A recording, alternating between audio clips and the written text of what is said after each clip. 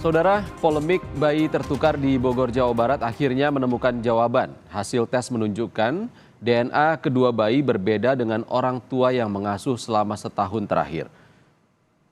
Berdasarkan hasil dari laboratorium forensik Puslapfor Bareskrim Mabes Polri, yang dimana ditemukan memang fix 99,99% berdasarkan data yang diberikan oleh Kapuslapfor Bareskrim, dalam hal ini yang diwakili oleh beliau, bahwa anak tersebut memang tertukar.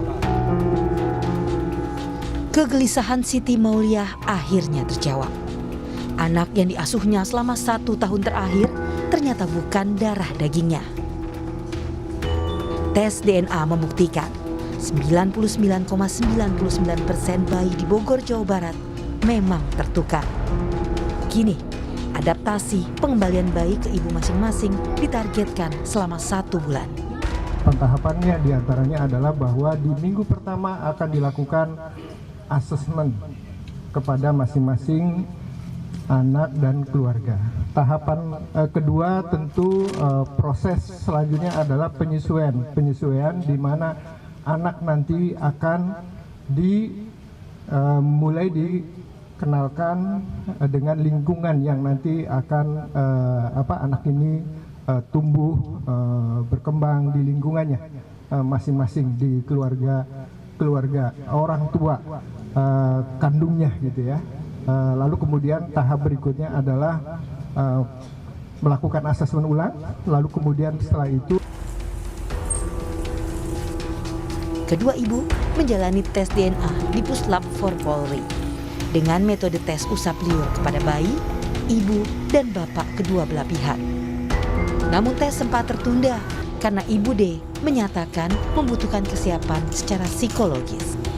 Untuk kejadian ini cukup heboh dan untuk psikolog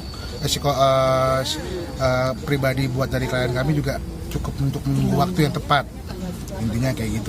Dan setelah kami rembuk dengan keluarga juga, akhirnya kami untuk hari ini tes DNA. Butuh waktu lah pada intinya. Tes DNA ya, dari air liur segala macam. Kedua ibu melahirkan secara sesar pada 18 Juli 2022 lalu di Rumah Sakit Sentosa Kemang, Kabupaten Bogor, Jawa Barat. Siti Mauliah, salah satu ibu, curiga bayinya tertukar akibat adanya perbedaan fisik pada bayi. Mei 2023, Siti tes DNA dan hasilnya sang bayi bukanlah anak kandungnya. Kasus ini pun menyita perhatian publik dan berbagai pihak. Tim Liputan, Kompas TV. Untuk membahas proses pengembalian anak ke masing-masing keluarga, siang ini kami sudah terhubung dengan Jasra Putra, Komisioner Komisi Perlindungan Anak Indonesia. Selamat siang, Mas Jasra. Selamat siang, Mas. Mas Jasra, setelah hasil tes DNA keluar dan dipastikan bayinya tertukar, tentu ada respons dari Ibu D yang selama setahun tidak menaruh curiga anaknya tertukar. Lalu seperti apa nantinya proses adaptasi pengembalian akan dilakukan? Ya, jadi lebih kurang sekitar 7 jam ya kita kemarin hari Jumat melakukan atau pertama kita mendengarkan hasil tes DNA dari dari Puslapfor Polri gitu, Mabes Polri. Kemudian setelah tes DNA itu dibacakan, memang kedua keluarga ini terpukul sangat luar biasa gitu ya. Bu Siti tentu dengan 1 tahun perjuangan untuk mencari anak kandungnya, dengan cerita yang sangat luar biasa juga kita dengar dan mengadu ke KPAI. Kemudian Ibu D kemarin yang kita temui juga mengalami sangat luar biasa. Sehingga pasca pembacaan hasil tes DNA itu memang butuh 3 jam kita untuk pendampingan psikis oleh Polres Bogor, kemudian dinas gitu ya, agar putusan ini bisa diterima secara baik oleh keluarga. Nah, setelah 3 jam itu kita kembali ke ruangan untuk membicarakan tahapan-tahapan terkait melakukan reunifikasi kepada kedua anak ya, sesuai dengan orang tua biologisnya. Ada 1 bulan tahapan yang disepakati. Di awal sebetulnya kita tawarkan 6 bulan ya sesuai dengan SOP, tapi nampaknya bisa dipercepat selama 1 bulan. Kenapa ini penting kita lakukan? Karena memang 1 tahun pengasuhan masing-masing keluarga ini tentu punya kenangan masing-masing, kemudian kedekatan yang saya kira tidak mudah. Dan dengan transisi 1 bulan ini, maka minggu pertama sejak kemarin itu terhitung akan dilakukan asesmen kesiapan kedua keluarga, baik Ibu D maupun Ibu S. Kemudian minggu kedua itu akan dilakukan uji coba, ya uji coba misalnya pertemuan sekali seminggu yang nanti akan difasilitasi oleh Polres Bogor. Kemudian keluarga juga sepakat kedua-duanya. Kalau bisa ya 7 kali dalam seminggu, artinya setiap hari gitu ya. Dan ini tentu akan ada WA grup keluarga dan termasuk kita di dalam untuk katakanlah untuk mendampingi. Dan selanjutnya Mas, di minggu ketiga dan keempat ini akan ada penempatan ya. Di lingkungan baru nanti akan 1 kali 24 jam nanti akan menginap anak-anak sesuai dengan orang tua biologisnya. Lingkungan baru ini artinya nanti kedua orang tua dan kedua anaknya akan tinggal 1 atap. Iya, tinggal 1 atap ya, sesuai dengan hasil tes DNA. Kemudian setelah itu akan diuji coba juga 2 kali 24 jam. Dan terakhir nanti akan kita coba juga 3 kali 24 jam. Dan dari hasil penempatan sementara ini nanti akan ada reassessment ya oleh pekerja sosial dan psikolog baik kepada orang tua maupun kepada anak-anak.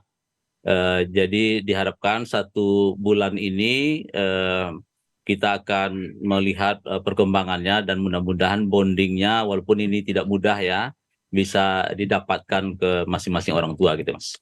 Mas Jasra, apa saja nanti yang jadi indikator oleh KPAI yang menyatakan bonding dari masing-masing anak dengan orang tua kandungnya ya sudah bisa dikatakan siap untuk dikembalikan ke orang tua masing-masing? Iya, jadi dari uji coba paling lama itu kan 3 kali 24 jam ya, setidaknya 3 malam ya.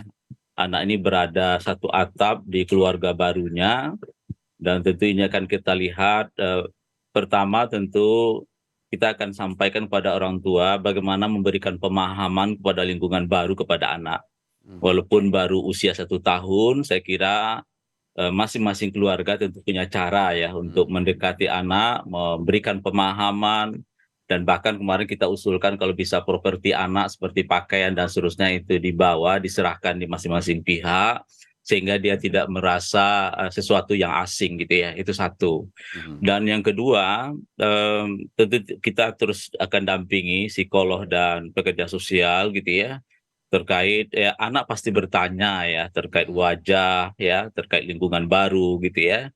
Dan saya kira dengan 1 bulan ini mudah-mudahan secara perlahan tekanan psikis pada anak ini kan tidak dia menangis gitu ya. Saya kira ini akan terjadi ya karena pertemuan kemarin saja kita sempat pertemukan kedua orang tua walaupun sudah mulai ada komunikasi ya tapi tetap saja gitu ya karena masing-masing orang tua yang 1 tahun itu dia kembali ke orang tuanya gitu ya.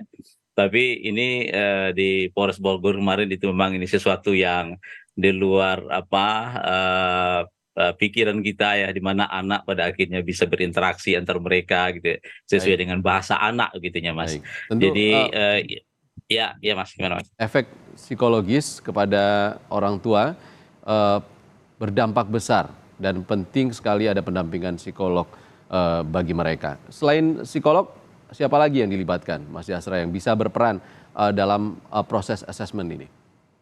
Iya, jadi nanti akan ada pekerja sosial di minggu pertama melakukan asesmen, dan nanti setelah uji coba akan dilakukan reassessment gitu ya. Nanti kita akan bicarakan lagi, karena kemarin kita sepakat juga Polres Bogor tentu sebagai rumah sementara perlindungan anak kita terkait kasus ini, sehingga nanti tetap ya melibatkan tim unit PPA, kemudian KPAI, KPAD, dinas terkait seperti Dinsos, Dinas Pemberdayaan Perempuan Perlindungan Anak, termasuk juga psikolog ya, dan termasuk juga keluarga besar gitu ya. Ini juga mendukung bagaimana anak tidak berdampak psikis ya, yang tentu ini merupakan lingkungan baru yang saya kira butuh tahapan-tahapan yang harus bersama-sama gitu ya, kedua keluarga, kemudian aparat pemerintah Kabupaten Bogor, dan termasuk juga kita di Kementerian Lembaga